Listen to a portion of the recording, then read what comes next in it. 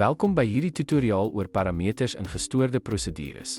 Vandag gaan ons verken hoe parameters gestoorde prosedures toelaat om insetwaardes te ontvang wanneer hulle uitgevoer word, hoe hulle die logika binne die prosedure beheer en hoe hulle jou prosedures herbruikbaar en dinamies maak.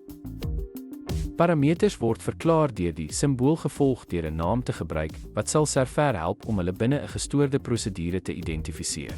Elke parameter moet 'n datatipe hê wat die soort waarde definieer wat dit kan aanvaar, wat verseker dat die prosedure die data korrek verwerk.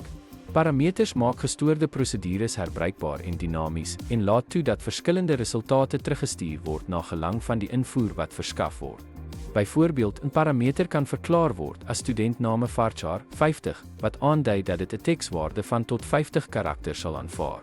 In die praktyk kan jy hierdie parameter in 'n prosedure soos volg gebruik: create 'n prosedure git student by name studentname varchar 50 as beginsel het from students weer 'n name studentname end, wat die rekords van die student ophaal wat met die verskafte naam ooreenstem.